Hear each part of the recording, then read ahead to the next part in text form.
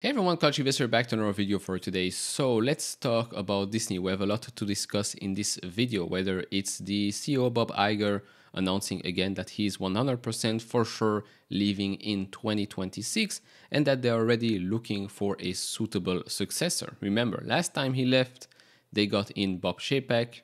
The rest is history. We also got more activist activity with regards to Nelson Peltz. You might remember this story from last year. He has already put pressure on the company to start cutting costs, to start being more profitable, to make some changes inside the company. Reports have it that he is looking for 2 to 3 seats on that board. We have a statement from him and a statement from Disney as well. I also want to talk about the state of Disney as a company, because despite all that is going on with Disney, with Bob Iger, with Elon, with X, all of that, the company itself fundamentally is becoming a bit more profitable. So from an investment standpoint, you are getting into a much better territory.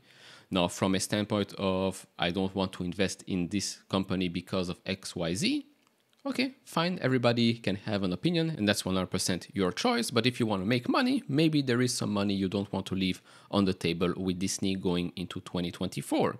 Now, currently, I want to give you this overview here. So we have PE versus mean in the last 10 years. The mean was or is 32.3 times in the next 12 months. PE right now, 20.9 times, with the lowest PE was at 13.6 times. If we look at shares outstanding, in the last 10 years, shares outstanding have increased 4%. Why is that? Well, that huge jump here because of that horrible acquisition of Fox. If we go here to the right, sales actual versus estimates over the last 10 years, same with EPS. You can see that, they've missed a lot and they've beat a lot as well. So I would give it 50-50 here with regards to sales.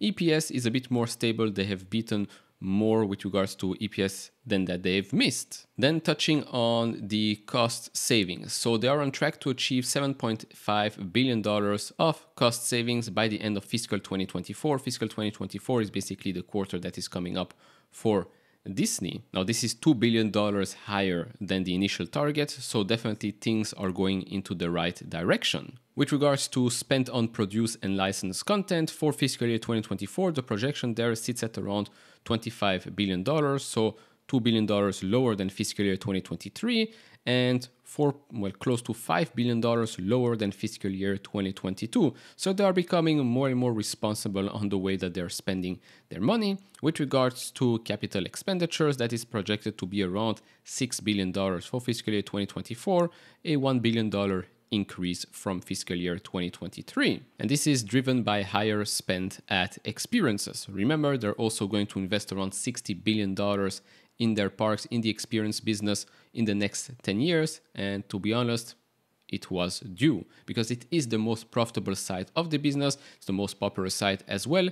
And if you go to the parks each and every year, maybe a couple of times a year, you know that some segments of those parks are really due to a little refresh. Then with regards to cash generation, we can see some major improvements already in fiscal year 2023. If we look at free cash flow as well, same story there. And for fiscal year 2024, they say that they will be going to levels not seen since pre-pandemic. They think it's around $8 billion, so definitely a huge boost on the free cash flow side. And of course, with the increase in free cash flow, we had this. Now this is official. So the Walt Disney Company declares cash dividend of 30 cents per share. So on November 30, they announced a cash dividend of 30 cents per share in respect of the second half of fiscal 2023, payable on January 10, 2024 to shareholders of record at the close of business on December 11, 2023. So if you hold shares of Disney on December 11 or before, you will be getting 30 cents per share on January 10, 2024. Now, of course, some will be happy, some will say it doesn't make any sense, you're just increasing your free cash flow right now and already directly going to pay a dividend instead of paying down your huge debt.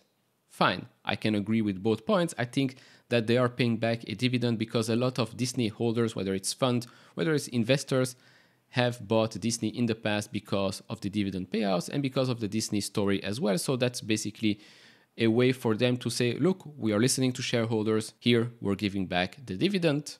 So there's that.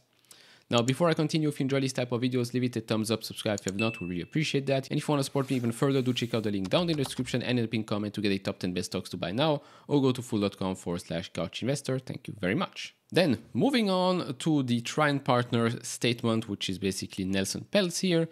So, Trian Fund beneficially owns approximately $3 billion of stock in the Walt Disney Company. This morning, following conversation with Disney CEO, Disney extended an offer to Trian to meet with the board, but informed Trian that the board is turning down Trian's recent request for board representation, including Nelson Peltz. So they said, since we gave Disney the opportunity to prove it could right the ship last February, up to our re-engagement weeks ago, shareholders lost approximately $70 billion of value. Disney's share price has underperformed proxy peers and the broader market over every relevant period during the last decade and over the tenure of each incumbent director. Investor confidence is low, key strategic questions loom, and even Disney's CEO is acknowledging that the company's challenges are greater than previously believed. Trian intends to take our case for change directly to shareholders. And by the way, if we talk about the streaming wars here, I mean, it's clear that there is only one huge winner, and that's Netflix. Netflix is the yellow line here. Disney Plus is the pink line, definitely not on the right track. And then if we go and look at Google Trends, we can look for the terms cancel Disney Plus, huge spike here, of course, after that X/Elon versus Bob Iger debacle. Of course, I'm not saying this is going to be a huge hit on the company, because if history told us something, just because things happen on social media doesn't actually mean it's happening in reality everywhere. We've seen that with delete Facebook, delete Instagram, Netflix is dying, stuff like that in the past. And guess what? Well, didn't really change that much for the company.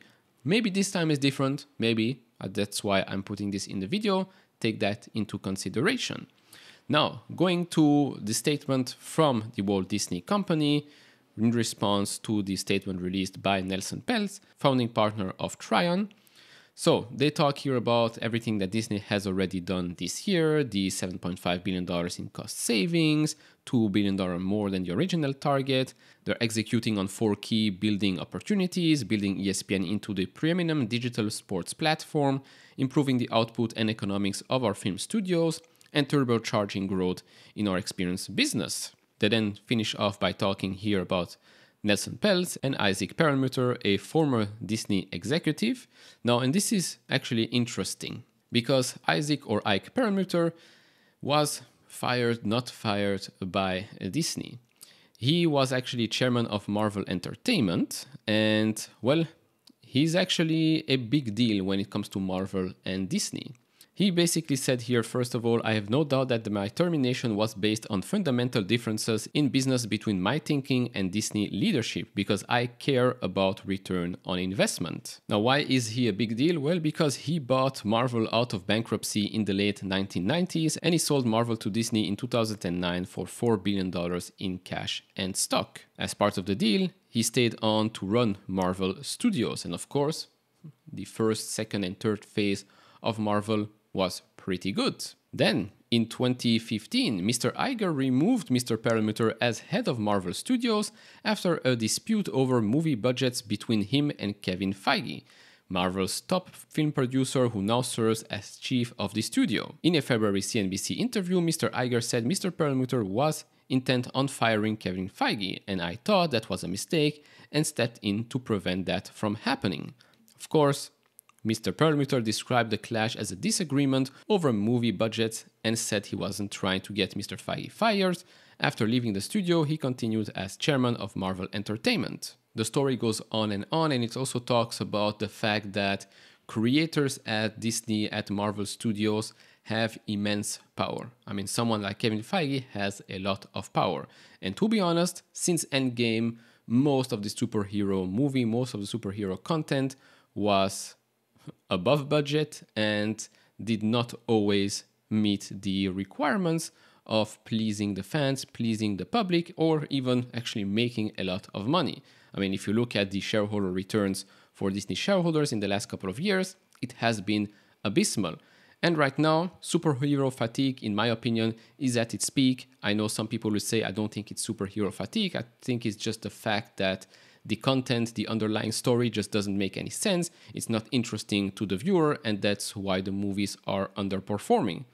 Yes, I could also agree with that argument. Now, with regards to what happens next, right? In 2026, Bob Iger will step down, and I think that's also why Nelson Peltz is pushing to get some board seats, because he likes Disney. Clearly, he has an investment in Disney, and he does not want the same story to repeat itself with the Bob Chapek saga. Now, what will happen next remains to be seen, but to be honest, I really would like to see Nelson Peltz, Perlmutter back on Disney's board, because they actually care about shareholder value. And how do you create shareholder value with a company like Disney? Well, you create experiences, you create content, movies that actually is enjoyed and liked by 90% of your base, not 10% of your base, or even less than that. I truly believe that Disney has lost the plot in the last couple of years. They forgot what type of company they are. They forgot who their fan base actually are. And so we've seen the stock go down, down, down so much that it was at a 9-year low. Now, luckily for them, next year, there's only Deadpool as the biggest movie that will come out of their studio. And I do think that Deadpool will beat a lot of records, but at least they're not going to overspend on movies like The Marvels, Wish, Eternals, stuff like that, things that actually, well, lost them quite a lot of money. Now, looking at Disney's stock right now, we had seen a nice little rebound, just like with the overall market. We're now sitting just above the 200-day moving average. So let's try and stay above that. Maybe that can be a little support for this week. We also have the Fed meeting coming up, so that might change the market. Hopefully, Jerome Powell will not crash it yet again. Remains to be seen. Overall, with Disney, a lot will change in the next couple of years. If we're asking the questions, where will Disney be in the next 5 years? Well, the decisions that they're going to make probably in the next year will shape the future of this company, in my opinion.